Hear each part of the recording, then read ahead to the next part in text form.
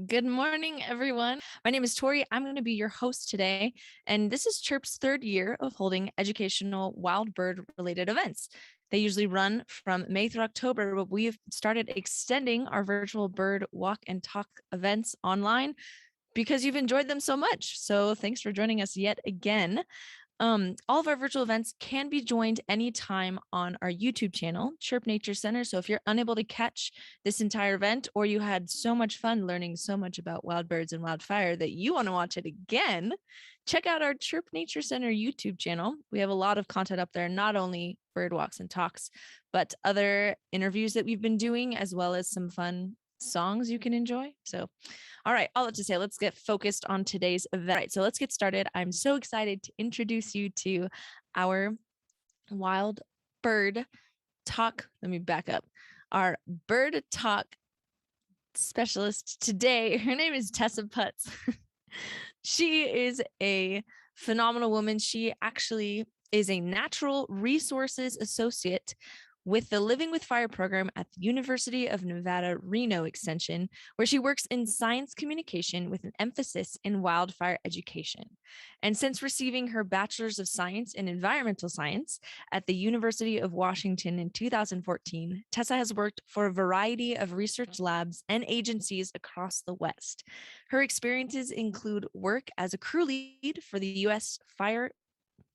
Forest Service Central Sierra Ecology Program, as well as a field technician for the Fire and Forest Ecology Labs at UC Davis and University of Washington, where she conducted research on fire severity, plant diversity, and measured tree rings. And Tessa is not only passionate about the outdoors, but adamant to educate others on the importance of environmental research and management. So I am so excited for you to get to meet her today. Tessa, go ahead and come online so everyone can meet you. There you are. Oh, there she was. There she is. Hey, Tessa. Hi. Hi, Tori. Good morning. How you doing this morning? Great. I'm so excited to be here. Fantastic. Well, so I had a question for you as the audience gets to know you. You've worked in forests around the West. So what got you interested in nature and wildfire in the first place? That's a great question. And actually, it really stems from my childhood in Big Bear. I was really fortunate to grow up here. I ran around the national forest, and that really inspired me to study forests and to learn about Lucky, to learn from so many smart scientists and land managers and natural resources professionals. And so I'm excited to talk to you all today. Awesome. Well, we feel the pleasure of getting to learn from you today. So go ahead and share your screen and let's get this presentation started. All right. So yeah, thank you, Tori, for that great introduction. Like I said, I'm super excited to be here and I'm really happy to talk about something that I am very passionate about, wildfire, and how it impacts birds. So to set the stage, I'm going to give a little background on wildfire. So it is a very important ecological process. It has a role in shaping ecosystems and all the plants, animals, and insects within them. Western forests historically had fire occur pretty regularly, like on the scale of decades. These fires generally weren't too severe, meaning that plants mostly survived and ecosystems remained more or less intact. But patterns of fire over time, or as we like to call them, fire regimes, can vary by ecosystem type. And so these are finely tuned systems where species have evolved to a certain role that fire plays. So for example, this photo in the background shows ponderosa pine ecosystem, which is much like Jeffrey pine, what we have in Big Bear. And this ecosystem can see, historically sees fire as frequently as like 10 years, sometimes even less, historically. And so these trees have fire adapted traits. So they have really thick bark to withstand lower severity fire, so not as hot fire. And they also have this trait where they, it's called self-pruning, where they drop their branches, and this helps fire from getting up into the tree canopy. And so this ecosystem should see fire pretty regularly, and this help keeps seedlings from growing into larger trees and keeps this forest less dense. So, however, fire regimes can change, and when they do, these ecosystems get out of whack. So that generally means that wildfires become larger and more extreme. And so there's a combination of factors that are causing this. So the first one is fire suppression. As Western settlers began inhabiting the area, they started putting out naturally occurring fires. And they also stopped fires that were set by Indigenous people. And they had been doing this for millennia to manage these landscapes. So for thousands of years. And so that was stopped. And then around the turn of the 20th century, when a lot of land management agencies were starting to be formed, there were these historic fires that occurred. And this set the agencies to adopt policies where they started putting fires out, or continue to actively put fires out. And so these forests became more dense and had more fuel to burn. And so that when fire came, it would be hotter and more severe. Further, we have a changing climate, which is leading to hotter temperatures and more drought. And this leads to more favorable fire conditions. Also, we have the trees becoming more stressed under climate change. Not only do they have more stressful conditions with these hotter temperatures and more drought, so less water for these trees, we now have more competition. So now that these forests are denser, I've heard that saying, people like to say that there are more straws in the cup. So we have more trees trying to take advantage of the water that's available, which there's less of. And so this makes them more susceptible to pests. And then that leads to mortality, so more trees dying, which then results in drier fuel. So with these dense forests, there needs to be more management of them. We need to reduce fuel loads so that we can change fire behavior when it comes, because it's going to come. And so we do this by thinning, so cutting down the smaller trees, leaving the more fire tolerant trees, and prescribed fire, which helps cut down on the woody debris, especially on the ground, because that's been building up. But this isn't happening at the pace or scale which we need it to happen. And there are many reasons for this. Some of them are funding. A lot of money has been going to fight the fires rather than proactively manage it. And part of that is because we have government regulations which are important to protect the forest, but currently they're limiting what we're able to get done. And then also liability is a big issue with prescribed fire. And so it's also just hard to change our ways too. Like, we've been suppressing fire for so long. And we also have a lot of people living in the wildland urban interface. And so that also makes it difficult to do prescribed fire. And I wanted to ask you a question, Tessa. You'd mentioned, we're jumping back a little bit. You mentioned that Native Americans had been doing, like the indigenous people on the lands had been doing forest management. So this goes back for years and years and years. Yeah, thousands of years.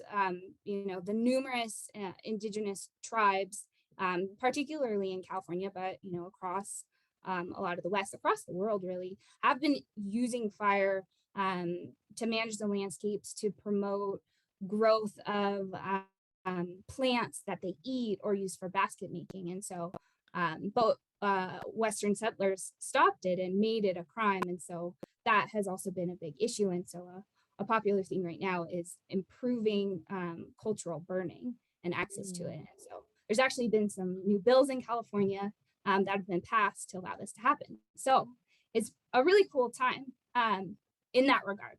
In other regards, we continue to see these devastating fires. So 2020 broke the record of acres burned, with over 10 million acres burned across the US. 4 of those were in California. And the records are still being set this year.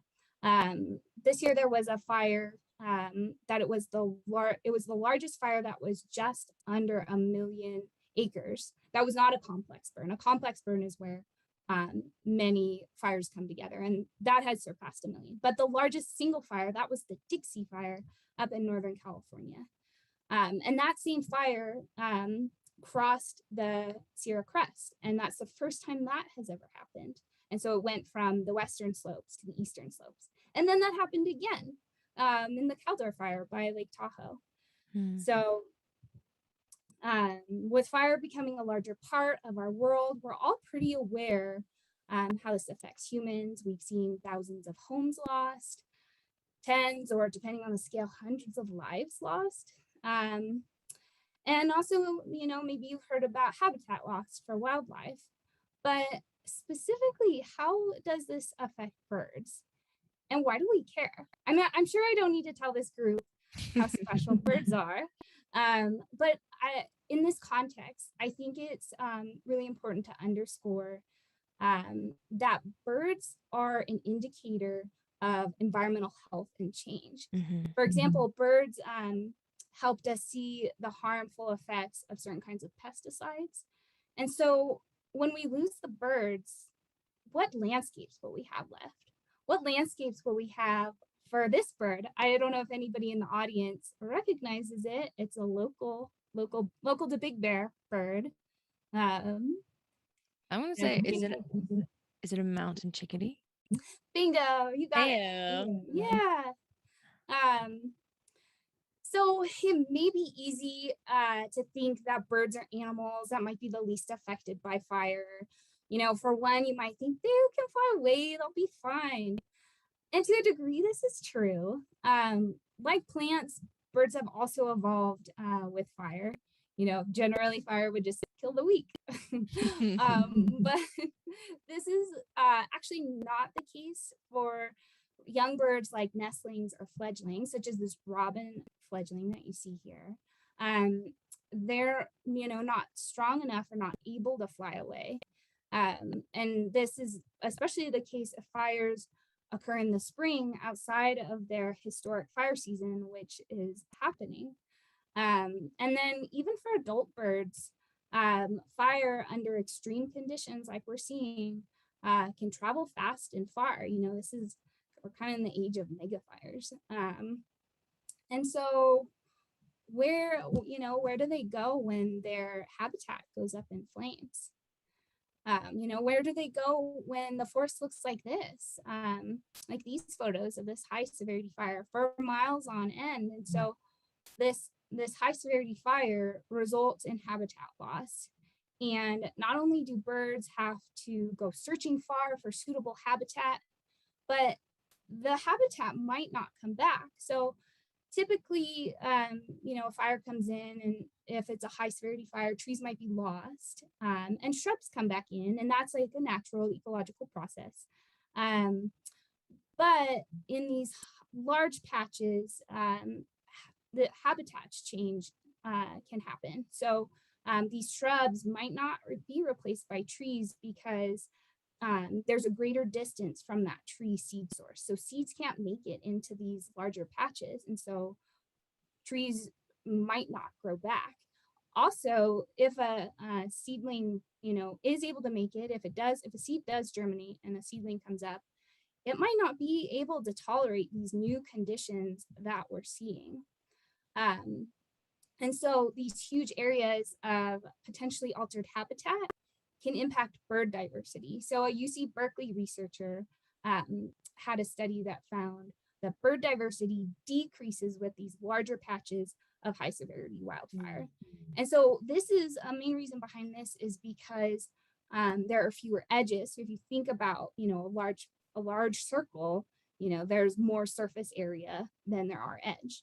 And so these edges are super important for bird diversity because you can have species in either the shrub habitat or the forest habitat, and then you can have species that take advantage of both.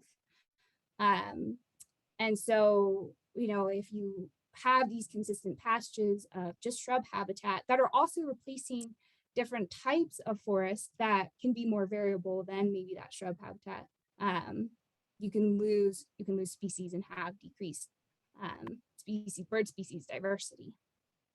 Yeah. Well, and we actually have a question from the Yeah. audience if you Oh, want cool. Yeah, I'd asking. love So to. Michael asked, are there state representatives in favor of funding proactive measures to mitigate wildland fires? As far as I know, I don't know the California, any of the state representatives and how they feel, but I think the general consensus is that we need to, move more quickly to managing our forests to reduce fuel loads. So, Yeah, that's a great so that question. we can, cut down on fires, because a big issue is wildfire smoke. So I'm sure that many of you have experienced this recently, and whether or not you live in the forest, chances are you're going to be affected by forest fires through wildfire smoke. Mhm. So I know that this summer I had a friend in New York who was experiencing smoke from wildfires, and so the wildfire smoke can travel super far, and it's really bad for your health. As you can see in this picture of Seattle, you can barely make it out. All that is really bad to breathe in. I live in Reno, and we had weeks on end. We were really impacted by wildfire smoke this summer. And there were weeks on end where we couldn't go outside. I couldn't walk my dog.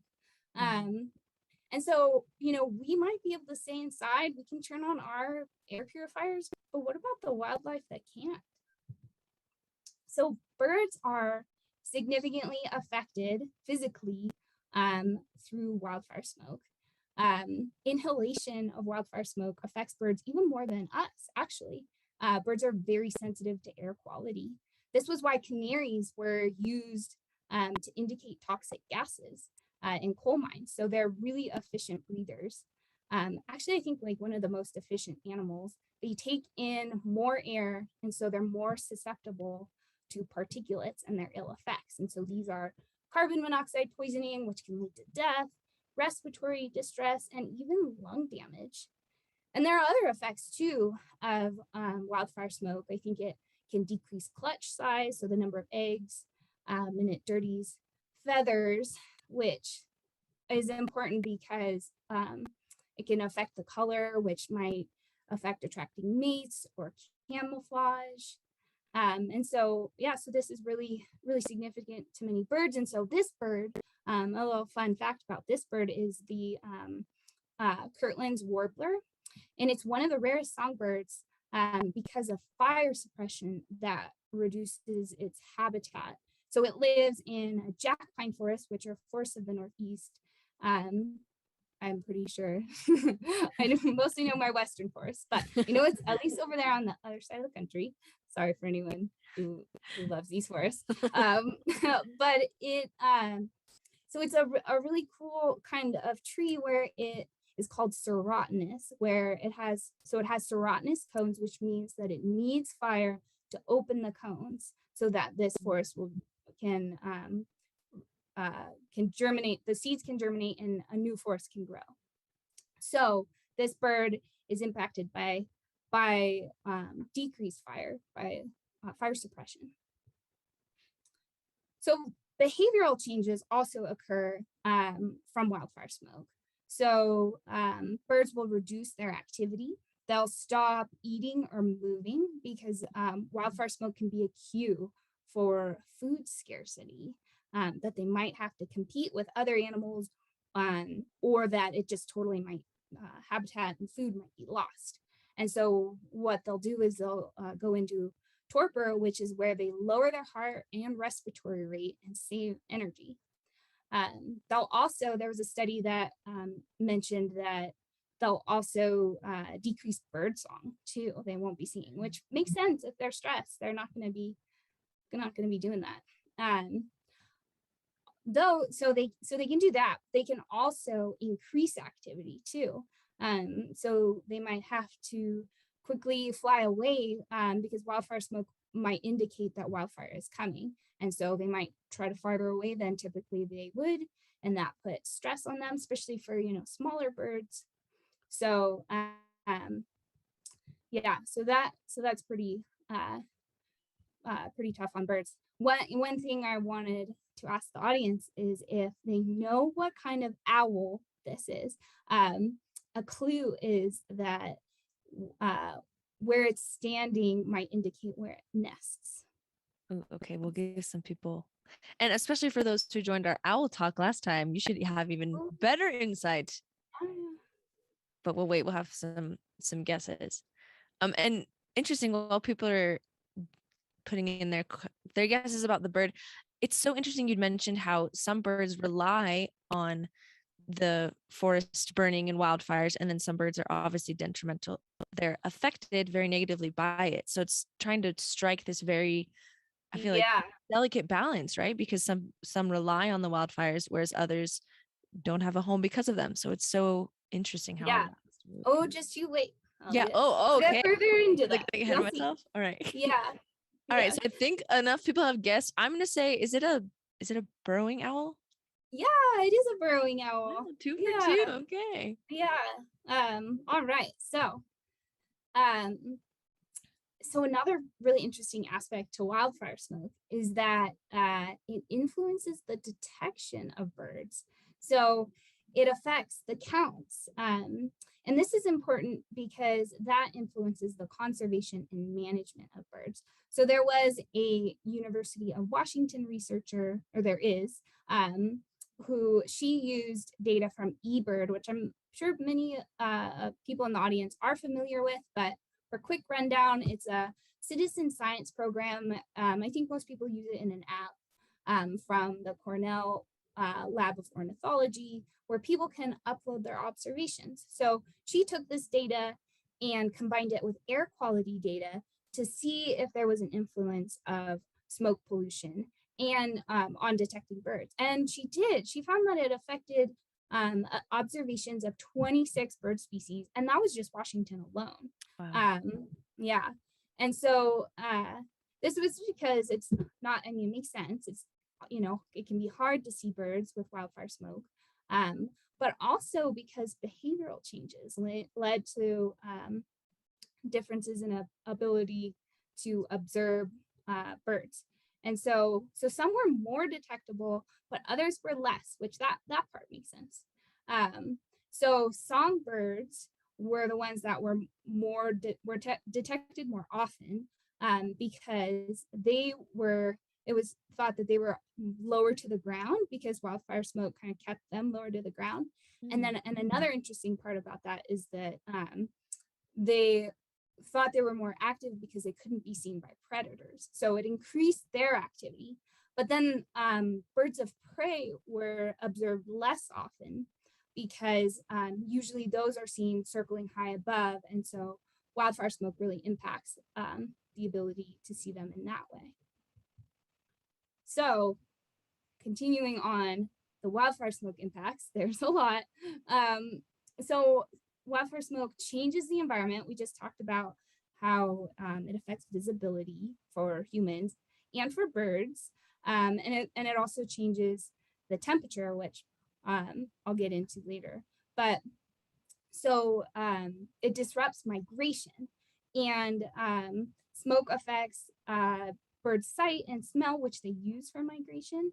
And actually, a pretty recent USGS study found that smoke impacted the migration of geese, and it caused them to fly higher. So some flew to 13,000 feet, which is so crazy because generally they only fly, when they migrate, they only fly at a few hundred feet high.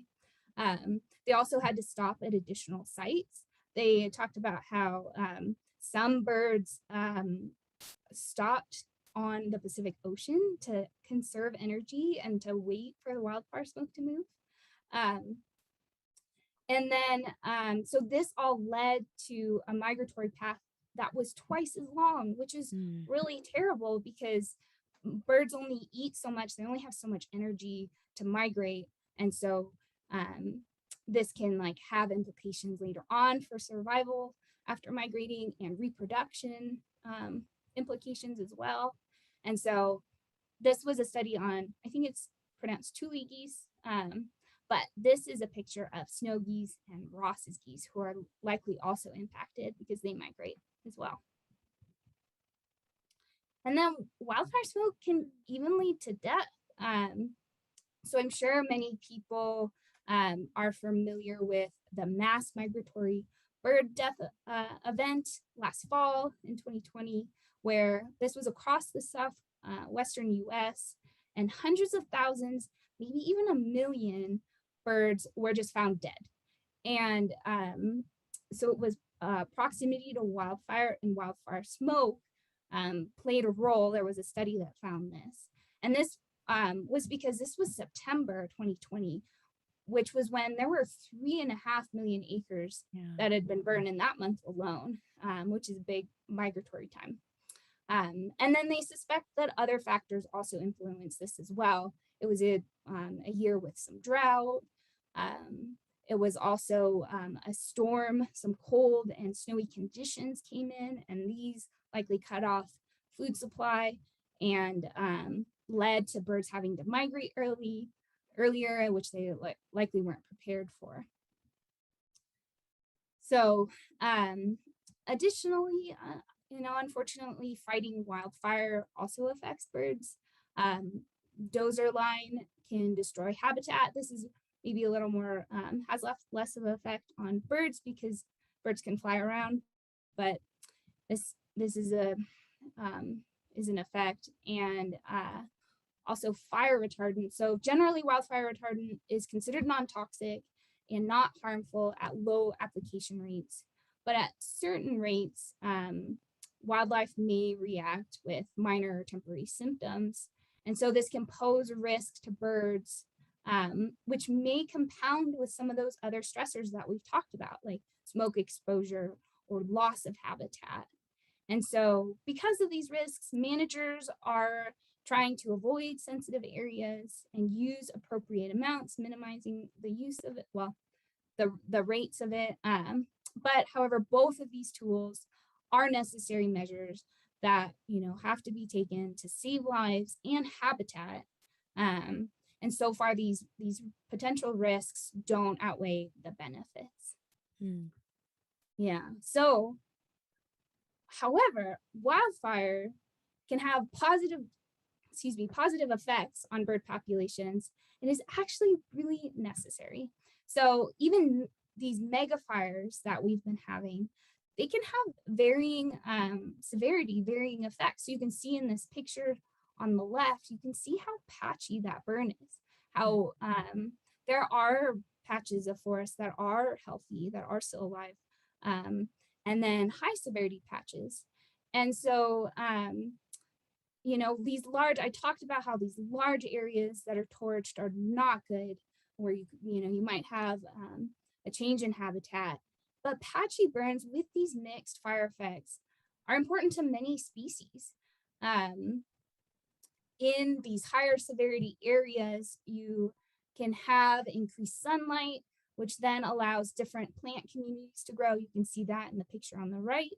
I actually took this picture at a high severity fire up in Washington, and you can see, look at all those different species that are growing in. So super important to get more of those shrub associated species on the landscape. And so, so this variation in fire encourages biodiversity, different things to eat. And so then we have higher bird diversity. And so I had talked about edges previously. Well, these patchy burns, these give you so many edges. And so you really can have all these different types of birds that benefit, and you really get the spectrum of habitat types. And you can have the specialists that just want forests or just want shrubs, or you can have both.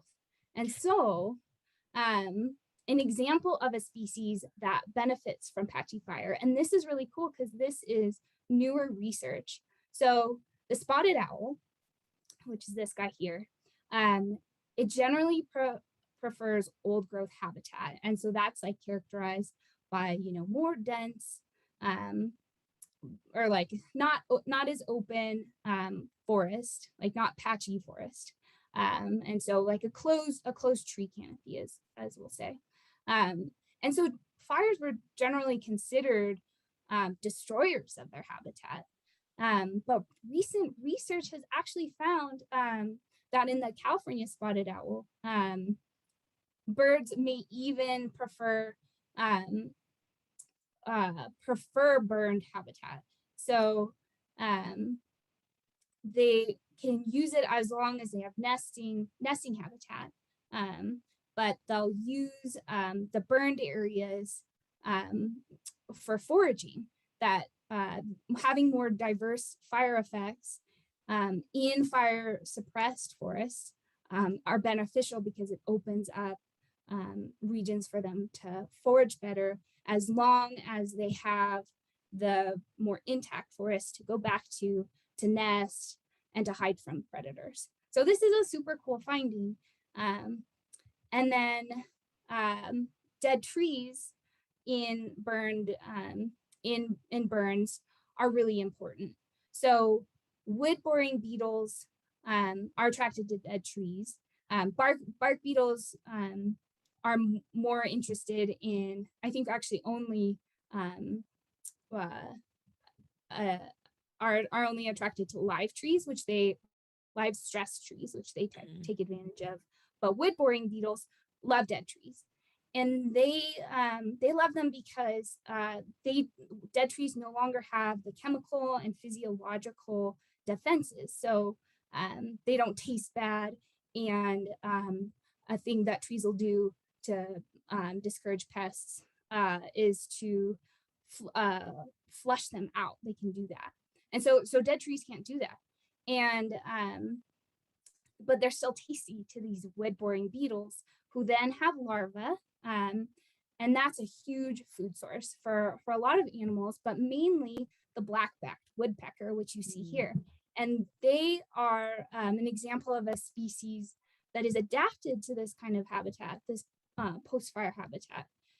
They rapidly colonize burned areas after fire, like within a year. And they're also cavity nesters. And so they take advantage of dead trees by excavating out nests in the dead trees. And there are other species that do this as well. But then there are secondary cavity nesters who use abandoned nests. And so another interesting point about these black-backed woodpeckers is that they also prefer being near those edges. So they found that they can use the live trees after the dead trees, because dead trees only stand for so long. Eventually they fall over, and so when that happens, the black-backed woodpeckers can go and use the other trees.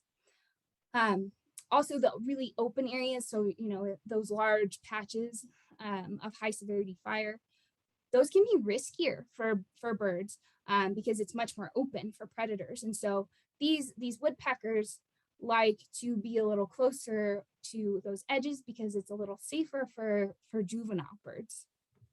And when you're talking about edges, are you meaning the edges of like the burn area, essentially? Yeah, definitely. Edges within burned areas. So it sounds like the ongoing research is showing that there's a benefit to both sides, or that birds they're using both to their advantage. Yeah, certain species. Yeah, so like the owls and black-backed woodpeckers, but it's just more evidence that that these large patches, they're really not so great. These mega fires that we're having. Yeah. And so fires are also really important for bats. And so this is super cool. So bats are important. I mean, obviously, besides being so cute, look at that guy. Bats are really important because they benefit humans. Well, they're important for their own, intrinsic value, but they also benefit humans by they help to control agriculture and forest pests.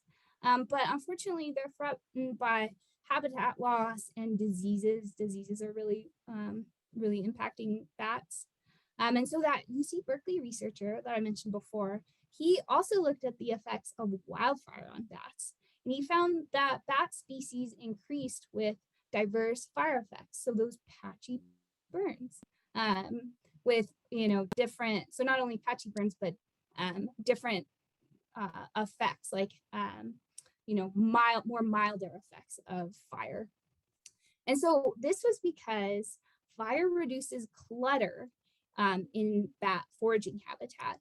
So it removes the smaller trees and plants in the understory like shrubs. And this is really good for certain species of bats because they're larger and they have longer calls. And so it's harder for them to hunt in more dense for the larger bats. There are smaller bats that do well in this habitat, but they found that even with fire changing the habitat for them, activity increased even in the smaller bats. They were able to take advantage of these more cleared out forests, and so this suggests that fire suppression really affects bats, and that bats may be able to be resilient to fires with varying effects. Obviously, they don't like the high severity fires, which seems to be a running theme, but large patches of high severity fires. So that I thought was a super cool aspect, wildfire and bats. Yeah. Yeah. So another fun anecdote is that there are some that believe birds can implement wildfire. So there's a study that found evidence from Indigenous ecological knowledge and some observations that Australian raptors, like this black kite here, have been found to carry burning sticks to spread fire. And so they do this in order to flush out prey when the grassland is burning. That'll help push their prey out so that they can pick them off. And so this further indicates that birds, really benefit from fire and even need fire. So despite our current conditions, these have been really unprecedented conditions, we can still have a positive outlook. Awareness and progress is gaining on increasing fuel treatments to properly manage forests, to reduce fuel loads, and get good fire on the landscape. Because as we discussed today, not only do ecosystems need it, but also birds. They're a part of those ecosystems. Fire is really important for them. And we have many brilliant scientists and managers and conservationists on the job trying to solve these problems, in addition to people like you that care. And so, what can you do to help? Well, you can provide water and food during fire season. I think I mentioned that, birds can become displaced, and I might not have mentioned this. Birds can become displaced and put pressure on other populations. And so if during the fire season, which is, becoming longer, if you can help by putting out water and food, that's really helpful for birds. You can also support conservation groups like the Audubon Society and the Nature Conservancy. And also you can join citizen science efforts as well. The one wildfire study, the study that looked at wildfire impacts on the mass migratory bird death event, they also used data from iNaturalist, which is similar to eBird. So that's a way you can contribute to science in your own way. And so then just a little plug for the program that I work for. So it's harder to care about birds if you are worried about losing your home. And so you can be more prepared for wildfire if you live in the wildland urban interface or anywhere at risk of wildfire. Go to our website, check out all that we've got going on. We've got publications and webinars and just a lot of information on how to prepare for wildfire, like our home retrofit guide, which is really applicable to forested communities. And so these are the studies that I was referring to if you're interested in further learning. And then I would love to take some questions now. Yes. Well, first off, wonderful job. Many virtual round of applauses. Um, thank you so much. And thank you for looking at all this research. We actually have questions already coming in. So let me go ahead and get one from Heather. She said, Okay. any opinions on effects on nearby populations of birds? I've noticed less to be seen at our local preserve in southern Nevada. In southern Nevada. So I would maybe need a little more info on the habitat type, because southern Nevada, they do. I actually did my master's research in Nevada's in mountain ranges in Nevada, and so you can have um, forested ecosystems there. So I don't know if Heather can provide some more info on that, but generally, our bird populations are impacted. We've had, much of the West is in a drought, and so that impacts insect populations, and that impacts, food in plants and that support the insects. And so that could just be a general issue. I think that in Nevada, we haven't had as much trouble with fire, and at least they've been more on like the Sierra Nevada parts of Nevada. So I would think that it might not be fire related. It might just be generally drought and insect populations from that. But thanks, Heather, for the question. That's great. Yeah. And then Mike asked you, is there a California version of Living with Fire, the organization that you're working with? There is. So University of California has a huge cooperative extension program, and they are doing amazing work educating landowners and people in the wildland urban interface. So I think if you go to UC Agriculture and Natural Resources, you can actually find a local branch that can help you with that. And there are advisors to help you with that. But you can also use a lot of our materials are applicable to a lot of communities, because most of it is just preparing your home for wildfire. Home hardening is really important. Yeah. Well, and can you speak a little bit more to what you get to do within your organization, like maybe some of the unique elements of your Yeah. job?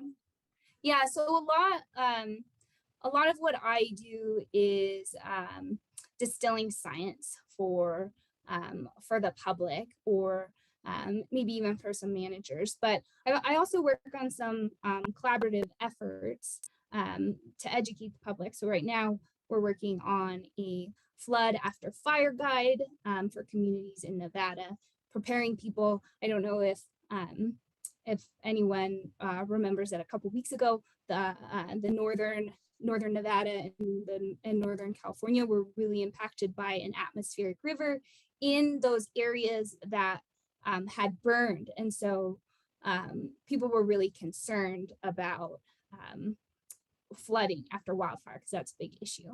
So those are some of the, I'm really fortunate I get to, one thing I'm pretty passionate about is distilling scientific information for people to understand it and apply it. And so I'm really lucky I get to do that. Yeah, we're so grateful that you do, so we understand what's going on. But another comment, not a question, but Royal says Palm Springs applauds Tessa and her knowledge. And as mentioned, I think it speaks volumes, your ability to take these resources and this research and be able to distill it down for us, because I think this is very important public knowledge. And not only does it apply to wild birds, but just to people in general, to have this Yeah. and to be able to help, like you'd mentioned. It's so important to work collaboratively and think of different ways that we can help support the wild birds and our Yeah, home, because it's so important it to us. is. It really is. Awesome. And then Heather says there's heavy smoke this year. She's in a marsh in Henderson, Nevada. So that would be the location Oh, she's in. yeah, smoke, exactly. Smoke impacts birds as we discussed today. So it could also be that as well. Thanks for the clarification, Heather. And so we have a few minutes left. So if you have any more questions, go ahead and post them in the chat for Tessa. But Tessa, I had a personal question for you. When it comes to, you'd mentioned how you've started your kind of passion started in Big Bear and connecting to nature through there. And now that you're working in different areas in the West, has there been a certain maybe discovery or research that you've done that you've just been very passionate about, or that has very much, like impacted your perspective on the work that you do and the importance of it? Yeah, that's a great question, Tori. Um, I mentioned my master's thesis was studying ponder. Well, actually, I didn't mention. I mentioned that I was in Nevada, but it was studying ponderosa pine, Oh, and I ponderosa is very similar to Jeffrey pine like we have in Big Bear, and being able to do this research and form my own discoveries um, really just underscored the importance of science and how much fun it is too. mm, It's really amazing to discover something and then get to share it with people and hopefully discover something that can help management of a species of an iconic or a widespread species. It's a little iconic too. People love ponderosa pine. Yeah, that's awesome. really cool. And then Frank has a question for you. He said, for birds that live in mountain areas, will they move to lower elevations if a mega fire affects their habitat? Are they flexible like that? They could be. I mean, the main thing is that they as if the habitat is pretty similar, and it also depends on the species. There are species that need really specific food and shelter and habitat. So some may just be lost if they can't find what they need in an adjacent habitat or find that habitat somewhere else. But moving does put pressure on the populations that are already there. So, yeah, so with these mega fires, covering millions of acres, it really has a toll on our bird populations, which is really unfortunate. Yeah. When I thought one thing that was interesting in your presentation, you talked about kind of the smoke and how it affects the migratory flight patterns of the geese and how Yeah, that kind of messes with their whole life cycle, because by them having to take longer times to get to their new spots for breeding, that affects their breeding timeline. So it's yeah. amazing how much is impacted just by one megafire or Mhm. one, forest fire. Yeah. Well, and that's the case for, not just birds, but other animals and even plants. Like they've all evolved to a certain set of conditions and they can acclimate to, a specific animal can acclimate a little bit to a change in condition. But if those conditions, if those changes are too extreme, that's how we lose populations. That's how we lose species.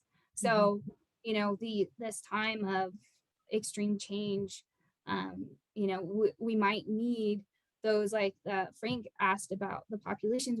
We might end up having bird species that are more resilient to change and a lot of the species that are becoming threatened and can't change as well, we may continue to lose them. I think that there's a Cornell study that we've lost like 50 million bird. No, not 50 million. We've lost a lot of birds. Sorry, A lot don't of quote birds. me on that. But a lot of birds. I think in the last 50 years, we've lost millions of birds. Yeah, no, Okay, there's a something significant something along those lines. A lot of birds lost. a lot of birds lost in a short amount of Yeah, time. Yes, that's yeah, accurate. That's an accurate statement. yeah. Kath asks you, growing up in Big Bear, what are your thoughts for control burns? Super important. We got to get the good fire back on the landscape. I mean, it's definitely challenging because our forests aren't quite in the condition where we can just go out and light them. So oftentimes, thinning and prescribed fire need to occur together. But if we can get that going, that really reduces the fuel loads so that when fire does come, because it's going to come, fire behavior changes and it's not as extreme as we've been seeing. So, yeah, so, things are changing, momentum's gathering. And so hopefully we start seeing those changes. And I hope to contribute to making those changes too. Yes, yes, Tessa, we support you in that.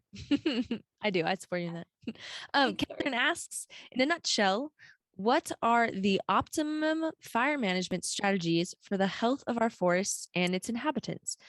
There's so many disagreement on the subject these days, so you can give your own opinion.